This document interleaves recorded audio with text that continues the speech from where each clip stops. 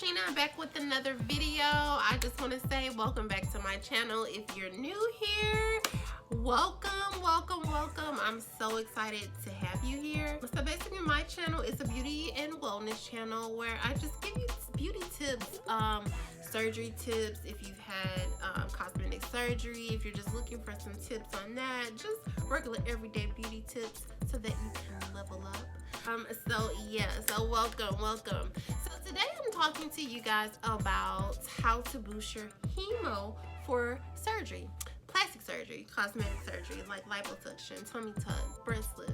You know, you want to make sure that you have a high enough hemoglobin so that you can get these procedures.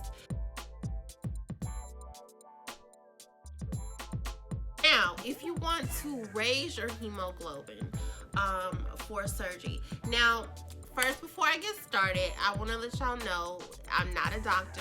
I'm just someone who has been in the surgery community.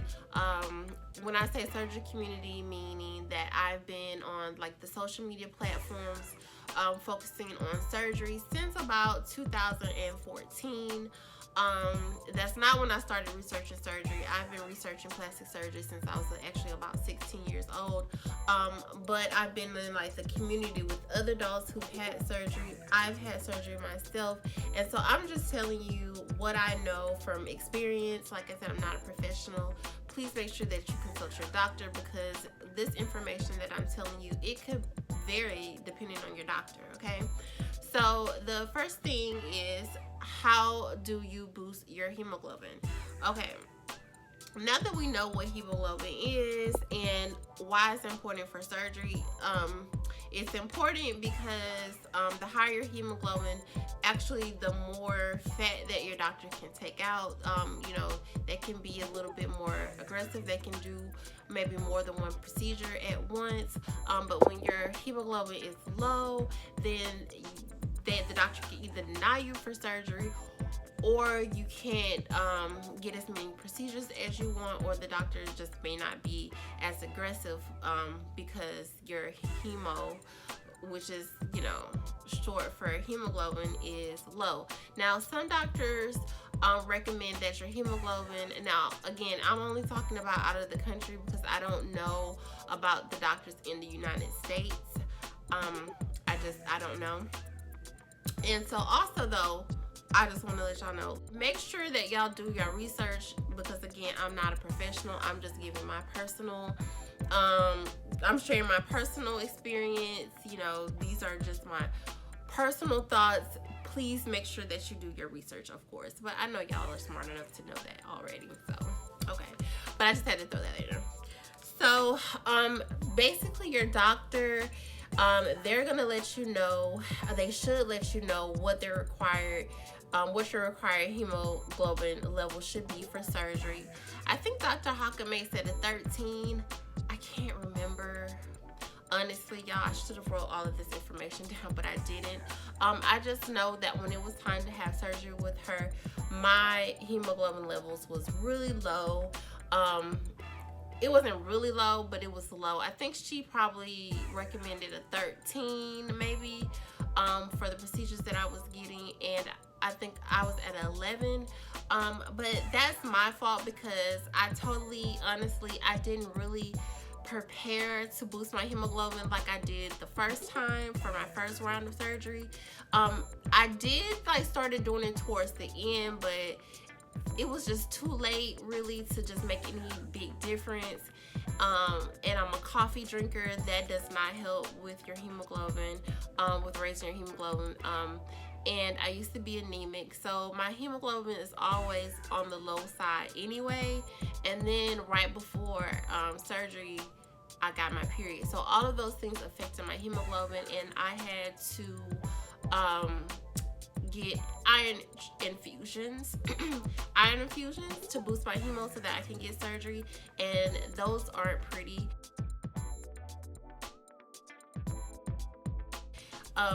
So just make sure that you really work on your hemo level before surgery, because it'll just save you money, because those iron infusions cost money. So it'll save you money and time.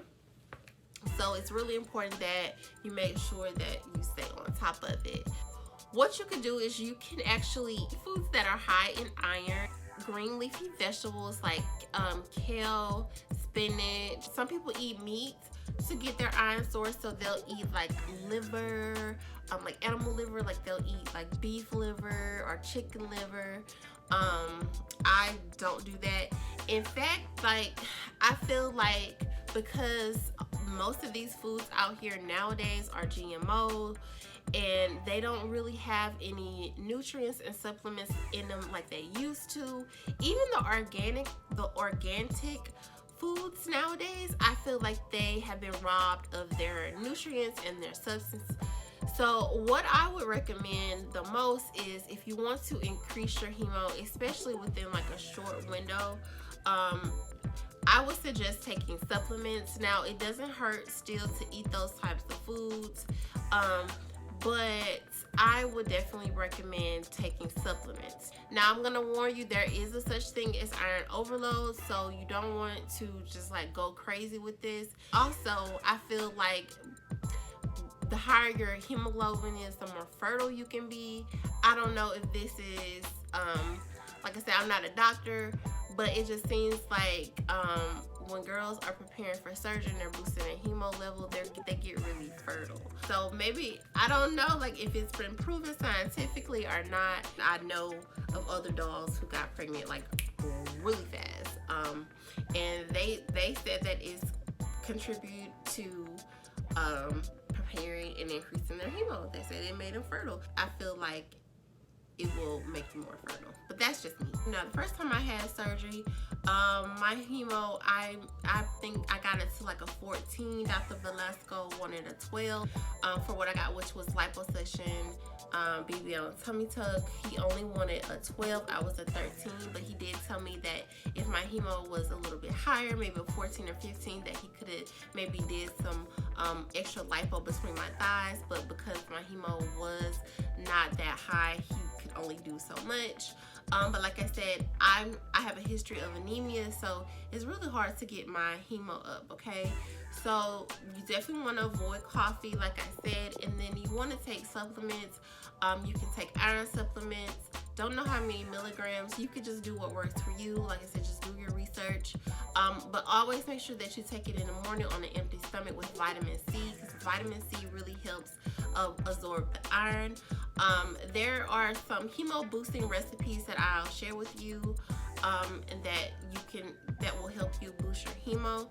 Also, I took the organic, this is black strap molasses. I got this from Whole Foods. This really helps with your hemo. It's really thick and it's not good at all, but this really helps if you take this maybe with a glass of orange juice in the morning. That really helps. Another thing that helped me was SS tonic. This is a high potency iron B vitamin supplements. I got this off of Amazon. I'll just leave this in the description box below. And I also took blood builders too, Mega Foods. I took that as well. So I took that and I saw a difference in my hemo, because I got it checked before. I got it checked like maybe 6 months. I think it was like 6 months. I got it checked 6 months before surgery, and then I got it checked about a couple weeks before I left for surgery. And so this was all I was taking, was these two iron supplements and vitamin C, and that really helped me. But for you may not need that much iron. Like I said, I don't know.